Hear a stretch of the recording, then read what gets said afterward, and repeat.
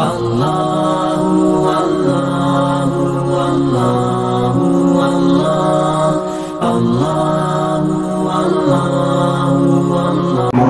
الله وبركاته.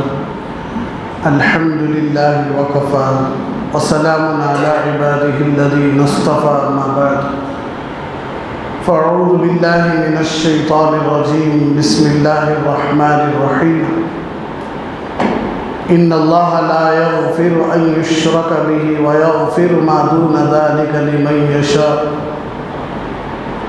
وقال الله تبارك وتعالى: لقد كان لكم في رسول الله أسوة حسنة. صدق الله العظيم. قال النبي صلى الله عليه وسلم: المجاهد من جاهد نفسه. وقال النبي صلى الله عليه وسلم: بعثت لأتمم مكارم الأخلاق. أو كما قال النبي صلى الله عليه وسلم: سبحان ربك رب العزة عما يصفون وسلام على المرسلين والحمد لله رب العالمين. اللهم صل على سيدنا محمد وعلى آل سيدنا محمد وبارك وسلم. اللهم صل على سيدنا محمد وعلى آل سيدنا محمد وبارك وسلم. اللهم صل على سيدنا محمد وعلى آل سيدنا محمد وبارك وسلم. میرے محترم و معزز دینی بھائیوں، اللہ رب العزت کی بارگاہ میں شکر ادا کریں کہ اللہ رب العزت نے ہم سب کو آخری سانس تک حق بولنے کی توفیق عطا فرمائے، حق سننے کی توفیق عطا فرمائے، حق پر چلنے کی اور حق پر مرنے کی توفیق عطا فرمائے۔ انسان کا اولین مقصد اللہ تبارک و تعالیٰ کی اطاعت ہے، اللہ تبارک و تعالیٰ کی معرفت ہے۔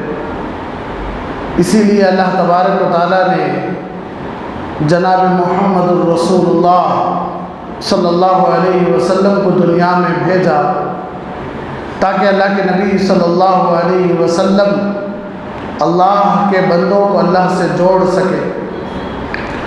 تو اسی سیرت النبی صلی اللہ علیہ وسلم کا 9واں درس ہے، 9واں سبق ہے کہ پچھلے ہفتے بات آئی تھی کہ ایک تو عبادت اللہ کی ہوتی ہے اور ایک عبادت بتوں کی ہوتی ہے۔ بتوں کی عبادت، پتھروں کی عبادت، یہاں تک کہ لوگوں میں مال کی عبادت بھی شروع ہو گئی ہے کہ جتنا اللہ کو قدر کرنا تھا، جتنا اللہ کی عظمت کرنا تھا، جتنا اللہ کی محبت کو اپنے دل میں بسانا تھا، لیکن اللہ معاف فرمائے کہ آج مال پرستی، مال کی محبت، مال کی عظمت دلوں میں بڑھتی جا رہی ہے۔ اور اسی طرح عورت پرستی کہ عورتوں کے فتنوں میں پڑا جاتا ہے۔ سب سے زیادہ آج جو شیطان کا حملہ ہے وہ پوری دنیا میں عورتوں کے نام سے ہو رہا ہے کہ جہاں کہیں دیکھو عورتوں کے ساتھ بے حیائی، عورتوں کے ساتھ بدتمیزی، عورتوں کے ساتھ بدسلوکی، عورتوں کے ساتھ بدمزاجی کے ساتھ پیش آیا جا رہا ہے۔ عورت کو آزادی کے نام سے پردے سے نکال کر خود باہر لایا جاتا ہے، عورت کو خوشی کا نام دے کر اسلامی معاشرے سے نکال کر غیر مہذب طریقوں پر لایا جاتا ہے۔ جو باپ اپنی بیٹی کو اسکول بھیجتے وقت یہ تعلیم دے کر بھیجتا تھا کہ بیٹی اپنے سر سے مخنا نہ نکالنا، بیٹی اپنے جسم سے برقع نہ نکالنا، اگر رشتہ داروں کے یہاں بھی بھیجتے تو برقعے کی تعظیم کے بارے میں بولتے، اگر بہن کے گھر کو بھیجتے تو برقعے کے بارے میں بتا کر بھیجتے، پردے کے بارے میں بتا کر بھیجتے۔ کوئی غیر مرد گھر میں آ جاتا تو بیوی اور بیٹی کو گھر کے اندر جانے کے لیے بول دیتے، لیکن وہی باپ جب بیٹی کے نکاح میں مشغول ہو جاتا ہے تو کتنے سارے مردوں کے سامنے اس کی بیٹی کی عزت اور آبرو کے ساتھ کھیلا جاتا ہے۔ کبھی شادی بیاہ کے نام پر، کبھی منگنی کے نام پر، کبھی پہلی دکھاوی کے نام پر، کبھی نکاح کے نام پر، کبھی ولیمے کے نام پر کئی مرتبہ اپنی بیٹیوں کو سامنے لایا جاتا ہے۔ تو شیطان، اسی لیے اللہ کے نبی صلی اللہ علیہ وسلم نے ارشاد فرمایا کہ عورت شیطان کا سب سے بڑا ہتھیار ہے، کہ جتنا تم اپنی عورتوں کی عزت کی حفاظت کرو گے، جتنا تم اپنی بیٹیوں کو بچا کر، اپنی بیٹیوں کی عزت و آبرو کو بچا کر چلو گے، تمہارے گھروں میں جنت کی خوشیاں آئیں گی۔ تمہارے گھروں میں جیسا سکون حضرت ابراہیم کو آگ میں ملا تھا، ویسا سکون تم سب کو تمہارے گھروں میں ملے گا۔ تو آج عورت کو آزادی کے نام پر باہر لایا جاتا ہے، خوشی کے نام پر باہر لایا جاتا ہے، تو عورت پرستی بڑھتی جا رہی ہے، بت پرستی بڑھتی جا رہی ہے، مال پرستی بڑھتی جا رہی ہے، جسم پرستی۔ آج کل تو نوجوان، اللہ معاف فرمائے، کہ جتنی توجہ اپنے جسم پر دیتے ہیں، اپنے فٹنس پر دیتے ہیں۔ بڑی اچھی بات ہے کہ ورزش کرنا یہ نبی کی سنت ہے، جسم میں طاقت پیدا کرنا یہ نبی کی سنت ہے، لیکن اتنا ورزشوں میں لگ گئے کہ اپنے جسم پر غرور آ گیا، اپنے جسم پر گھمنڈ آ گیا، اپنی طاقت پر گھمنڈ آ گیا، تو یہی ورزش اور یہی طاقت جہنم میں جانے کا سبب بنے گی۔ تو نفس پرستی شروع ہو گئی، بت پرستی شروع ہو گئی، مال پرستی شروع ہو گئی۔ دنیا میں انسان کے آنے کا مقصد، دنیا میں انسان کے کھانے کا مقصد، دنیا میں انسان کے سونے کا مقصد، دنیا میں انسان کے زندگی گزارنے کا مقصد صرف ایک ہی ہے۔ میری بات غور سے سنو کہ صرف ایک ہی مقصد ہے، اور وہ مقصد ہے اللہ رب العزت کو پانا ہے، اللہ رب العزت کو خوش کرنا ہے، اللہ رب العزت سے دوستی کرنا ہے۔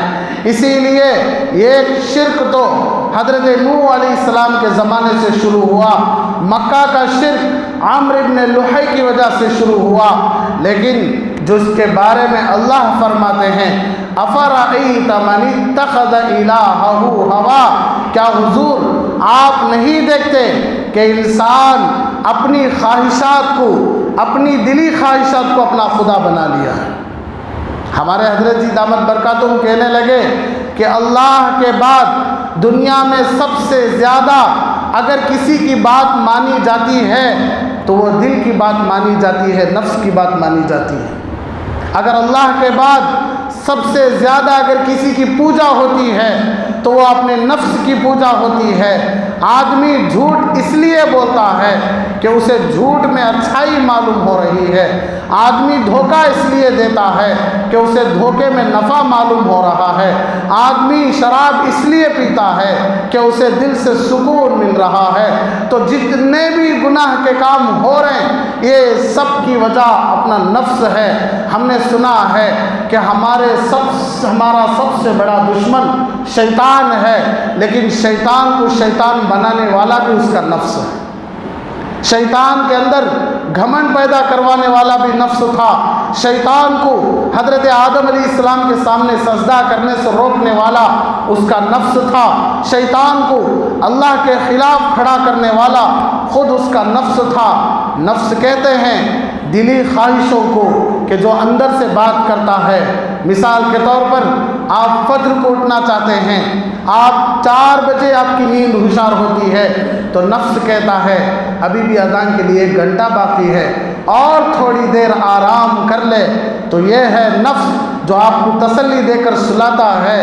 جب آپ اسے روکیں گے، جب آپ اسے نیک بنائیں گے، جب آپ اسے نیکی کے ماحول میں لائیں گے، جب آپ اسے اچھے لوگوں کے ساتھ بٹھائیں گے تو یہ نفس اتنا تیار ہو جائے گا کہ جیسا صحابہ کا نفس تھا کہ گردنوں پر چاقو چلتی، گردنوں پر تلوار چلتی، جان نکالے جاتے، بیویوں کے سامنے شوہروں کو بدنام کیا جاتا، شوہروں کو قتل کیا جاتا، بچوں کو یتیم بنایا جاتا، بیویوں کو بیوہ بنایا جاتا، لیکن ایمان ایسا تھا، نفس ایسا تھا، اپنے آپ کو ایسا بنا لیے تھے کہ جتنی بھی بڑی مصیبت آ جائے فوراً یہی کہا کرتے تھے انا للہ و انا الیہ راجعون۔ صحابہ کی زبان سے کوئی دوسرا لفظ نہیں نکلتا تھا۔ تو آج سب سے زیادہ اگر کسی کی پوجا ہوتی ہے تو وہ انسان اپنے نفس کی پوجا کرتا ہے کہ اللہ جیسا بولتے ہیں ویسا کرنے کے لیے انسان تیار نہیں ہے، لیکن اس کا دل، اس کا نفس جو بولتا ہے وہ کرنے کے لیے تیار ہے۔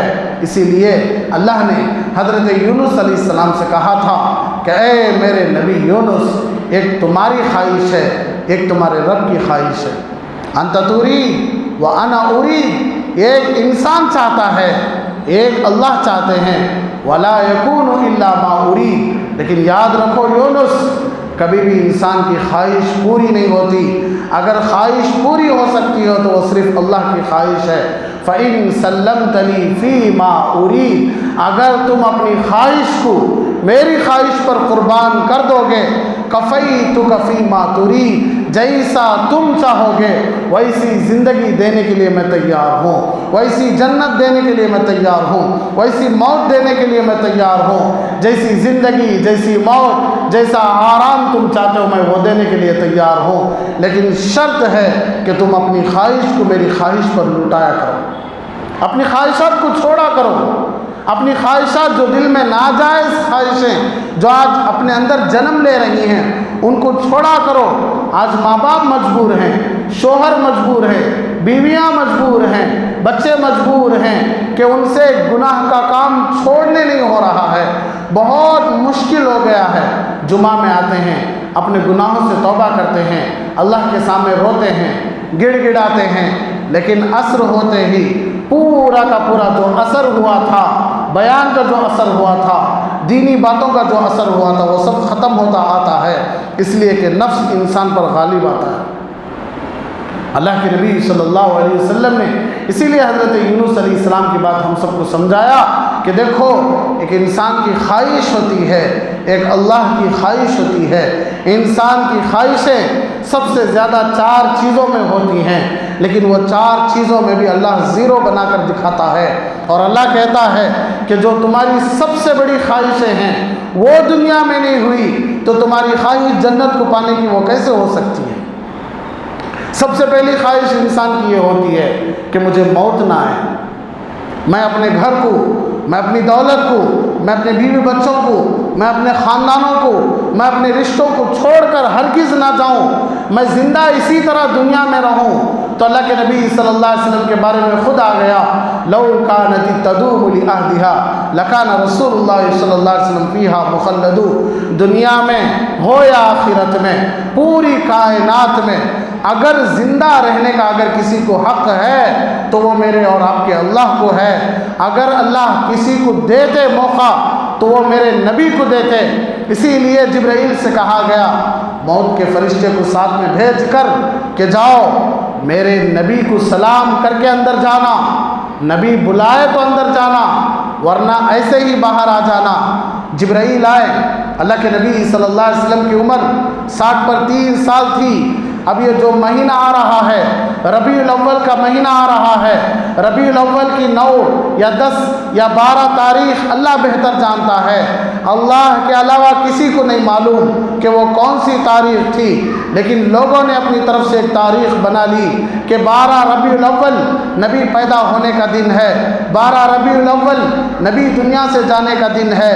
اللہ کے علاوہ کسی کو معلوم نہیں ہے کہ نبی دنیا میں کب آئے، کون سا دن تھا، کون سی تاریخ تھی، اس لیے کہ اردو تاریخ بنانے والے سب سے پہلے حضرت عمر تھے۔ ہمارے نبی اردو تاریخ نہیں بنائے، ربیع الاول کا مہینہ ہمارے نبی نے نام نہیں رکھا، ربیع الاول کی تاریخ اتنی ہوتی ہے ہمارے نبی نے نہیں رکھا، نبی حضرت ابو بکر نے نہیں رکھا۔ اردو تاریخ کی ابتدا شروع کرنے والے حضرت عمر تھے۔ نبی جانے کے 3 سال بعد حضرت عمر امیر المؤمنین بنے، تو حضرت امیر المؤمنین عمر بن خطاب رضی اللہ تعالیٰ عنہ نے چاند کی تاریخ بنائی۔ انگریزی تاریخ تو حضرت عیسیٰ علیہ السلام کے زمانے سے تھی، تو 12 ربیع الاول یا 9 ربیع الاول یا 10 ربیع الاول جو کوئی بھی اللہ بہتر جانتا ہے، یہی مہینہ تھا، اسی مہینے کی تاریخ تھی۔ پیر کا دن تھا یا منگل کا دن تھا یا بدھ کا دن تھا، اللہ بہتر جانتا ہے، لیکن وقت ظہر کے قریب تھا۔ اللہ کے نبی صلی اللہ علیہ وسلم کے پیشانی سے پسینہ لگاتار نکل رہا تھا۔ اللہ کے نبی صلی اللہ علیہ وسلم بار بار بے ہوش ہو رہے تھے۔ محمد الرسول اللہ صلی اللہ علیہ وسلم، جن کے صدقے اللہ نے آسمانوں کو بنایا، جن کے صدقے اللہ نے زمین کو بنایا، جن کے صدقے اللہ نے مجھے اور آپ کو بنایا، ایسے نبی امی عائشہ کے سینے پر اپنا سر رکھے پڑے ہیں، بار بار بے ہوش ہو رہے ہیں، پسینے سے پیشانی سے پسینہ نکل رہا ہے، اور ہمارے نبی بے چین ہیں، سر کا درد بہت زیادہ ہے، بخار بہت زیادہ ہے۔ امی عائشہ کپڑا بھیگا کر کے نبی کے پیشانی پر رکھ رہے تھے، نبی کے سینے پر رکھ رہے تھے۔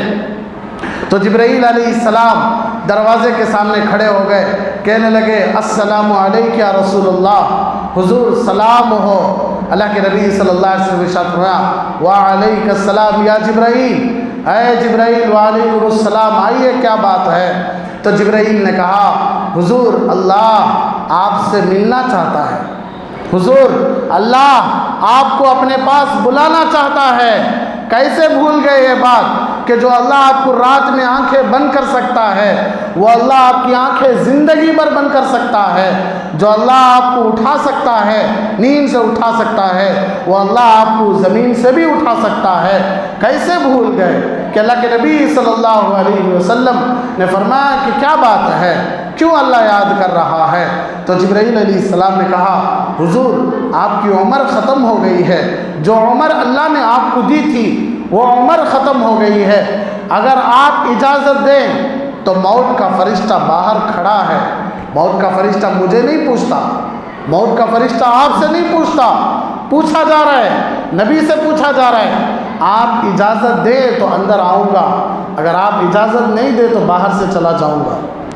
تو اللہ کے نبی صلی اللہ علیہ وسلم نے جبرائیل کو دیکھا، دیکھ کر پوچھنے لگے کہ جبرائیل تم کیا کہتے ہو؟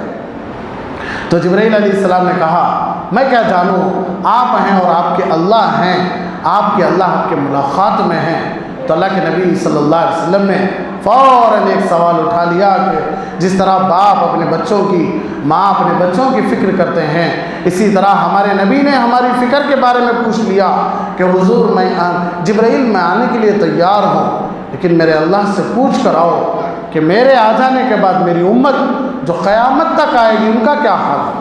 کون امت صبح سے شام تک جو نبی کے سنتوں کا مذاق اڑاتی ہے، جو اپنے اللہ کے سامنے پیشانی جھکانے سے شرماتی ہے، جھوٹ بولنے سے شرماتی ہے اور دھوکہ دینے میں آگے بڑھ رہی ہے، قتل کرنے میں آگے بڑھ رہے ہیں، جھوٹ میں آگے بڑھ رہے ہیں، سود میں آگے بڑھ رہے ہیں، پوچھا جا رہا ہے ہمارے بارے میں کہ میں آنے کے لیے تیار ہوں، میری آنے والی امت کا کیا؟ تو جبرائیل نے کہا اللہ سے پوچھ کر آؤں گا۔ جبرائیل گئے، اللہ سے پوچھے کہ اللہ آپ کے نبی کی ایک خواہش ہے۔ تو اللہ نے کہا میرے محبوب سے کہو کہ وہ زمین چھوڑ کر آ جائیں، آپ کی امت کو دیکھ لینے کی ذمہ داری میری ہے، آپ کی امت کو دیکھ لینے کی ذمہ داری میری ہے۔ تو جبرائیل فوراً آئے، کہنے لگے حضور اللہ آپ کی امت کو دیکھنے کا وعدہ کر لیا ہے، تو موت کا آخری وقت ہے، اللہ کے نبی صلی اللہ علیہ وسلم کے پیشانی سے پسینہ ٹپک رہا ہے، تو ملک الموت کو کہا گیا کہ آپ اندر آ جائیں۔ رگ رگ سے جب روح نکالی جاتی تھی، اللہ کی قسم علماء کہتے ہیں موت کی تکلیف اتنی خطرناک ہے، مرنے کا درد اتنا خطرناک ہے، جیسا ایک آدمی پورے کانٹوں کی ڈھالی اٹھا کر منہ میں رکھ لیا ہو اور وہ ڈھالی پیٹ کے اندر چلی گئی ہو، تو جب اسے منہ کے اندر سے کھینچا جاتا ہے تو رگیں، انتڑیاں، پیٹ کا چمڑا جیسا پھاڑ کر باہر آتا ہے، تو جتنا درد ہوتا ہے اس سے زیادہ درد ہوتا ہے جب روح نکالی جاتی ہے۔ کیسے بھول گئے؟ اللہ کہتا ہے کیسے بھول گئے؟ اللہ کے نبی صلی اللہ علیہ وسلم نے ارشاد فرمایا موت کا درد اتنا خطرناک ہے، ننگے جسم پر 1000 مرتبہ تلوار پر جب حملہ کیا جاتا ہے جان بھی نہیں جاتی، تو آدمی جتنا تڑپتا ہے اس سے زیادہ تڑپتا ہے جب اس کی روح نکالی جاتی ہے۔ اللہ ہم سب کو موت کی تکلیف سے حفاظت فرمائے۔ اللہ کے نبی صلی اللہ علیہ وسلم نے پوچھا کہ جبرائیل کیا بات ہے، اتنا درد کیوں ہو رہا ہے؟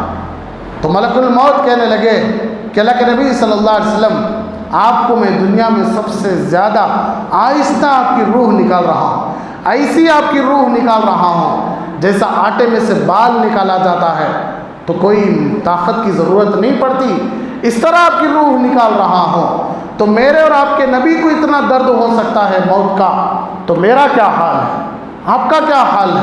اسی لیے اللہ کے نبی صلی اللہ علیہ وسلم نے ارشاد فرمایا عجلوا بالتوبہ قبل الموت، کہ موت سے پہلے پہلے غلطیاں سے معافی مانگو۔ عجلوا بالصلاۃ قبل الموت، موت سے پہلے پہلے اللہ کے گھر میں آ جاؤ، ورنہ ایک دن ایسا آئے گا کہ آپ پڑے رہیں گے لاش کی طرح، آپ کو نہلایا جائے گا، آپ کو کفن پہنایا جائے گا، آپ کو جنازے میں رکھا جائے گا، آپ کی گھر کی عورتیں روتی رہیں گی، بچے روتے رہیں گے، چیختے رہیں گے، چلاتے رہیں گے، لیکن آپ کے کانوں پر آواز نہیں جائے گی۔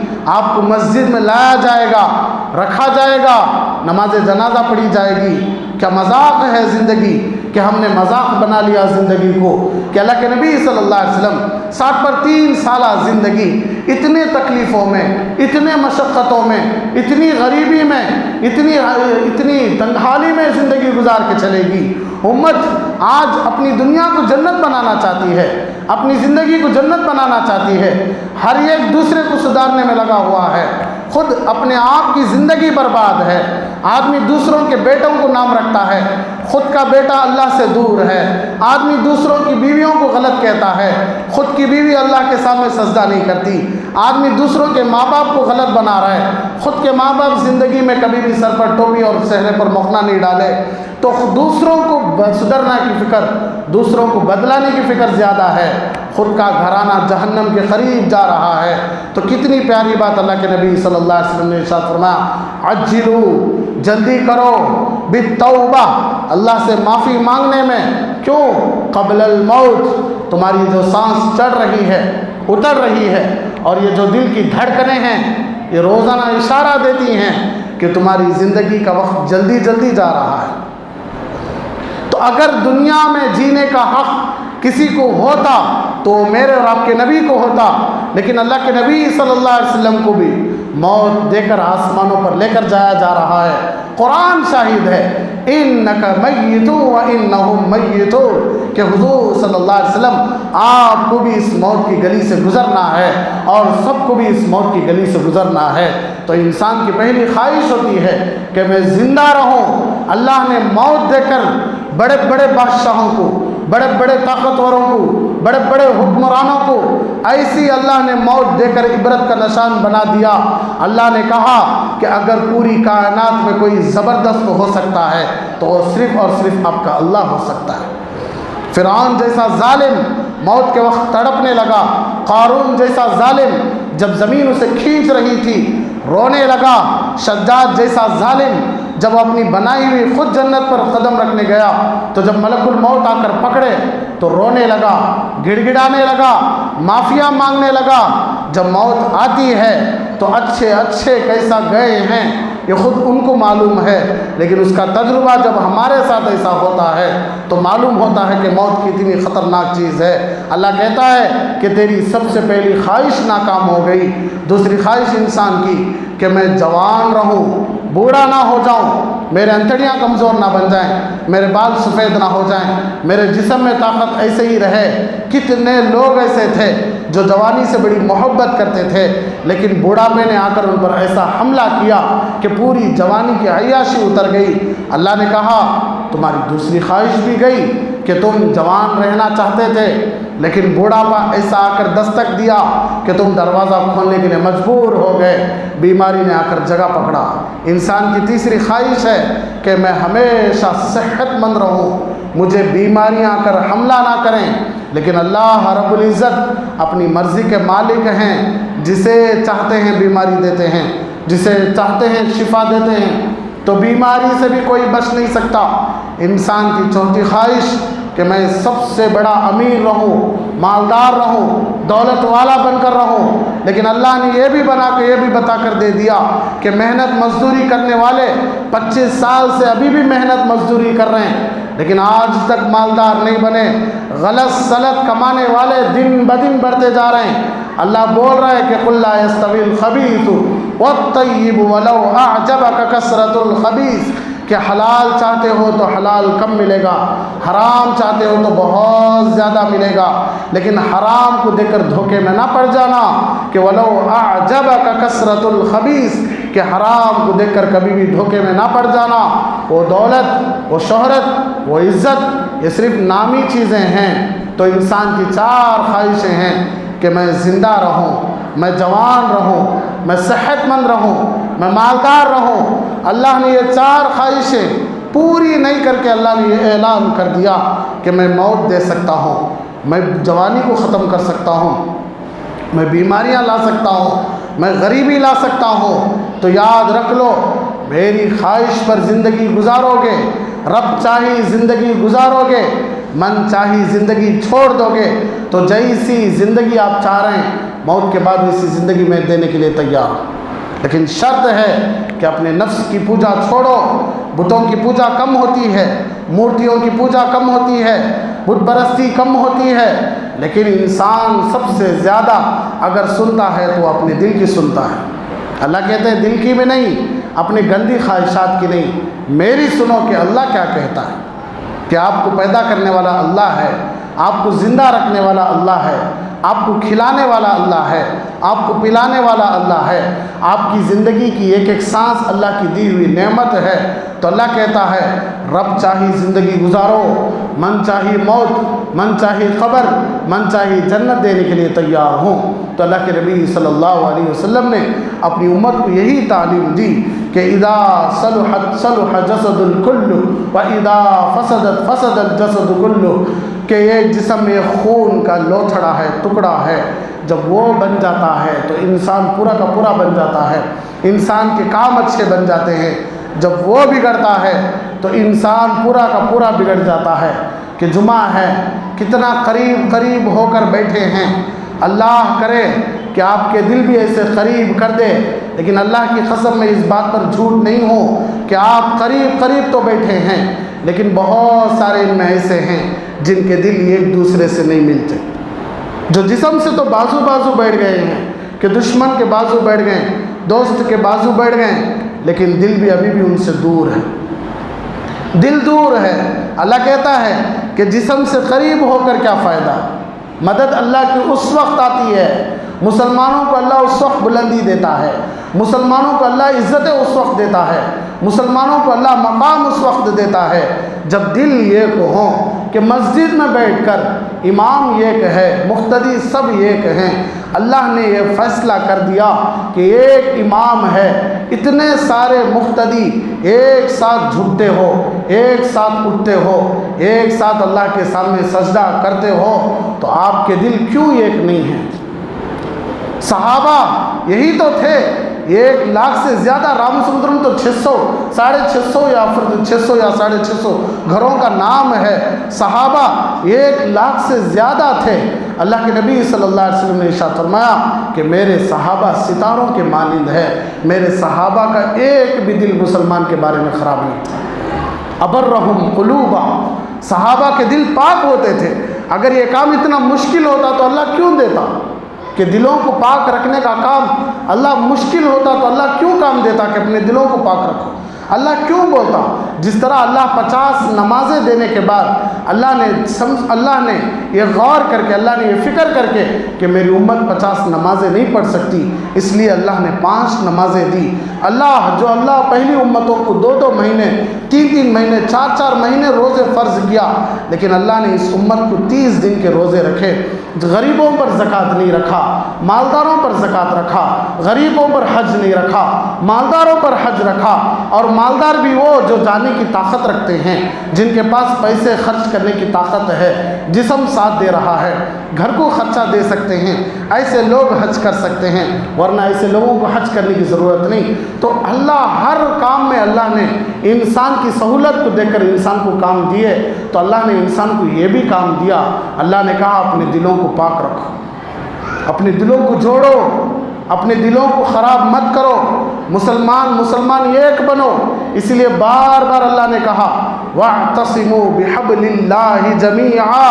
اللہ کی مدد چاہتے ہو، اپنا نام مشہور کرنا چاہتے ہو، اپنی عزت بڑھانا چاہتے ہو، زمین میں اپنا نام گاڑنا چاہتے ہو، آسمانوں تک آپ کا نام اونچا کرنا چاہتے ہو، ایک کام کر لو کہ اپنے دلوں کو پاک رکھو، اپنے دل پاک رکھو. صحابہ کے دل پاک تھے. اللہ کی قسم ٹوٹی تلواریں ہزار لوگوں کی گردنیں اتار دی. جسم پر کپڑے ڈھنگ کے نہیں تھے صحابہ کے، جھوپڑیوں کا گھر تھا، لیکن جب دل سب کے ایک تھے، ایک مسلمان سامنے جاتا تو 100 مسلمان اس کے پیچھے آتے. آج ہر مسلمان کی یہ حالت ہے. اللہ مجھے بھی معاف فرمائے، اللہ آج آپ کو بھی معاف فرمائے. آج ایک مسلمان کی خواہش میں برباد ہو جاؤں تو ہو جاؤں، لیکن میرے سامنے والا اچھا نہ پڑے، وہ بھی برباد ہو جائے. اللہ کی قسم اللہ کی مدد نہیں آ سکتی.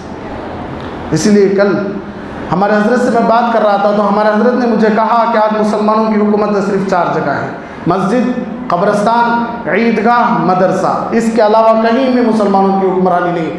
اور انشاءاللہ اللہ قریب میں وہ بھی لے لے گا کہ ہماری حکومت کہیں کی بھی نہیں رہے گی. ہم ایک غلام بن جائیں گے، ہم اپنے گھر میں ایک غلام بن جائیں گے، ہم اپنے گاؤں میں غلام بن جائیں گے، ہم نوکر بن جائیں گے. ہمارا سب کچھ چھین لیا جائے گا، ہمارا کھانا چھین لیا جائے گا، ہمارے کپڑے چھین لیے جائیں گے، ہماری زمینیں چھین لی جائیں گی. اس لیے کہ میرے نبی کا حکم ہے کہ قیامت کے قریب مسلمانوں کی ہر چیز چھین لی جائے گی. مسلمانوں کو اللہ کا نام لینا بھی گناہ ہوگا کہ جو اللہ کا نام لے گا اسے مار دیا جائے گا. یہ اللہ کے نبی صلی اللہ علیہ وسلم بول کر چلے گئے. لیکن ہمارے حضرت نے فوراً مجھ سے کہا کہ بیٹا ایک بات اپنی لوگوں کو سمجھانا کہ جب کوئی گاؤں، جب کوئی گھر، جب کوئی جماعت اللہ سے مل جاتی ہے، اپنے دلوں کو جوڑ لیتی ہے، اللہ کی قسم اسے کوئی نہیں ہرا سکتا. ایک بننے کی ضرورت ہے. 7 سال سے میرا مضمون یہی ہے، انشاءاللہ موت تک یہی رہے گا کہ آپ اللہ کے واسطے ایک بنو، اپنے دلوں کو پاک کرو، اپنے مسلمان بھائیوں کی غلطیوں کو معاف کرو، انسانوں کی اچھی عادتیں دیکھنا شروع کرو، غلط عادتیں دیکھنا ختم کرو، ہر ایک کی ساتھ دینے کی کوشش کرو، ہر ایک کا غم بانٹنے کی کوشش کرو، غریبوں کی دعائیں لیا کرو، یتیموں کی دعائیں لیا کرو، بیواؤں کی دعائیں لیا کرو. آج میں ہوں، کل میں ہوں یا نہیں رہوں گا اللہ بہتر جانتا ہے. آئندہ جمعہ تک زندہ رہیں گے یا نہیں رہیں گے اللہ بہتر جانتا ہے. لیکن یہ جو باتیں نکلتی ہیں یہ ہماری نہیں ہے، یہ اللہ کی طرف سے بھیجی ہوئی باتیں ہوتی ہیں. اللہ کی قسم ہے کہ اللہ نے پھرایا ہے، اللہ نے دکھایا ہے کہ کئی ساری جگہوں پر جانے کا موقع ملتا ہے. آج سب کے دل الگ الگ ہیں، سب کے دل الگ الگ ہیں. اور لوگ کہتے ہیں کہ کیسے ہو سکتا ہے. اس لیے کہ ہمارے اللہ پوری کائنات کے بادشاہ ہیں، ہمارے نبی محمد الرسول اللہ ہیں، ہمارا قرآن ہے، ہمارا اللہ ہے، ہماری مسجدیں ہیں، ہمارے مدرسے ہیں، ہمارے علماء ہیں، ہمارے اللہ والے ہیں. اگر ہم ایک ہو گئے انشاءاللہ ہماری طاقتیں زندہ ہیں. اسی لیے اللہ کے نبی صلی اللہ علیہ وسلم نے ارشاد فرمایا سب سے پہلے لڑنا ہے اپنے آپ سے لڑو. کہ نفس کہتا ہے کہ فجر چھوڑ تو آپ نفس سے لڑ کر اللہ کے سامنے آ جائیں تو اللہ کہے گا دیکھو میرا بندہ فجر آ گیا. آپ خود گھروں میں بیٹھو اور سوچو کہ جن کو فجر میں آنا مشکل ہے ان کو جنت پانا کتنا آسان اور مشکل ہو سکتا. آپ خود سوچو کہ جن کو سچ بولنے میں تکلیف ہو رہی ہے تو آپ اللہ کے سامنے کھڑے ہو کر چہرہ کیسے دکھا سکتے ہیں. جن کو جھوٹ بولنے سے خوشی ملتی ہے وہ اللہ کو کیا منہ دکھا سکتے ہیں. جو مسلمانوں کی غلطیوں کو اچھالا کرتے تھے، ادھر کے بات ادھر جا کر بولنا، ادھر کی باتیں ادھر جا کر اڑانا، لوگوں کو لڑانا، آپ کو مزہ آ رہا تھا تو آپ یہ کیسے بھول گئے کہ پوری کائنات کا رب آج بھی اتنی ہی طاقت رکھتا ہے جتنی طاقت پہلے رکھتا تھا. کیسے کیسے عذابات اللہ نے دیے ہیں، کیسی کیسی پکڑ اللہ نے. بستیاں اجڑ گئیں، بستیاں زمین کے اندر دھس گئیں، بستیاں پانی میں غرق ہو گئیں، ملک کے ملک پانی میں غرق ہو گئے. میں سن کر بھی آیا ہوں کہ یمن جہاں آج تک بارشیں نہیں ہو رہی تھی آج وہاں طوفان اتنا خطرناک ہے کہ بستیاں پانی کے اندر جا رہی ہیں، گاؤں کے گاؤں پانی کے اندر جا رہے ہیں. کہ اللہ بہتر جانتا سچ ہے یا جھوٹ ہے، لیکن ہم نے ہمارے بزرگ بڑوں سے سنا ہے۔ لیکن بولنے کا مطلب یہ ہے کہ اللہ کے واسطے ایک بننے کی کوشش کرو، لوگوں سے مل جل کر رہنے کی عادت ڈالو، لوگوں کی غلطیوں کو معاف کرو، لوگوں کی اچھائیاں دیکھو، لوگوں کی برائیاں مت دیکھو۔ چھوٹی سی زندگی ہے، اس کے بعد یہ ہمارا ایمان نہیں ہے کہ ہم دوبارہ واپس آئیں گے۔ اللہ کہتا ہے کہ ہرگز نہیں بھیجتا، کہ خود لوگ کہیں گے ربنا، اے ہمارے رب، ابصرنا، ہم موت کو نہیں مانتے تھے لیکن دیکھ لیے کہ موت آ گئی، ہم قبر کو نہیں مانتے تھے دیکھ لیے کہ ہم قبر میں بھی آ گئے، اے اللہ ہم جنت اور جہنم کو نہیں مانتے تھے، اے اللہ دیکھ لیے، وسمعنا، اے اللہ ہم سن لیے کہ قبر میں ہمارے سے کیا پوچھا جائے گا، ہم سن لیے، جہنم کی آوازیں سن لیے، اے اللہ تیری بھی آواز سن لیے، فرجعنا، اے اللہ ایک بار بھیج دے، نعمل صالحا انا موقنون، کہ اللہ یہ ایک بار زمین میں بھیج دے، نیک بن کر آؤں گا، اچھا بن کر آؤں گا، متقی بن کر آؤں گا۔ اللہ کہیں گے اولم نعمرکم ما یتذکر فیہ من تذکر وجاءکم النذیر، نہیں میرے بندے، زندگی ایک ہی بار دی جاتی ہے، دو بار زندگیاں نہیں دی جاتی، زندگی ایک ہی بار دی جاتی ہے۔ تجھے روزانہ ڈرایا جاتا، تجھے سمجھایا جاتا، تجھے بیان کیا جاتا، تجھے مسجدوں کی آوازیں سناتی، تجھے یوٹیوب میں بیانات تھے اور جمعہ میں بیانات ہوتے تھے، ہر جگہ میرے نام بولنے والے موجود تھے، لیکن تو سن کر بھی چھوڑ دیا، تو سمجھ کر بھی چھوڑ دیا۔ میں کسی زمین میں تجھے بھیج سکتا ہوں، لیکن وہی بندہ جب بار بار اللہ کے سامنے روتا ہے، گڑ گڑاتا ہے، ماتھا ٹیکتا ہے، اللہ کہتا قال اخسئوا فیہا ولا تکلمون، کہ بمبڑیاں مارنے کی ضرورت نہیں۔ عربی میں اخسئوا بولتی کتے کی بھونک، کہ جس طرح کتا بھونکتا ہے تو آدمی کو چڑچڑاہٹ آتی ہے، اسی طرح اللہ کہتے ہیں کہ اتنا خراب مت بھونکا کر کہ اب تیری بات نہیں سنی جائے گی۔ ولا تکلمون، تجھے بات کرنے کا حق نہیں ہے، جو حق تھا وہ زندہ رہنے تک تھا، مرنے کے بعد اب فیصلہ میرا۔ اس لیے ایک بننے کی ضرورت ہے، نیک بننے کی ضرورت ہے، ہر ایک کو ساتھ دینے کی ضرورت ہے، کہ کبھی بھی خود غرض کی زندگی جانوروں کو خود لے ڈوبتی ہے، تو میں اور آپ کیسے بچ سکتے ہیں؟ خود غرض کی زندگی کہ میں اچھا رہوں، میرا گھر اچھا رہے، میرے گھر والے اچھے رہیں، کون کہیں بھی چلے جائے مجھے کیا پرواہ ہے۔ اگر یہ ایسی بات ہوتی تو نبی ہماری پرواہ کیے بغیر چلے جاتے، صحابہ ہماری پرواہ کیے بغیر چلے جاتے، علماء ہماری پرواہ کیے بغیر چلے جاتے، لیکن اللہ کے نبی صلی اللہ علیہ وسلم نے امت کے اندر ایک درد پیدا کر کے گئے، ایک انسانیت پیدا کر کے گئے، کہ آپ کے سامنے کوئی تڑپ رہا ہو، اسے جا کر پوچھ لیا کرو کہ کیوں تڑپ رہا ہے۔ آپ کے سامنے کوئی رو رہا ہے، آپ اسے جا کر پوچھ لیا کرو کیوں رو رہا ہے۔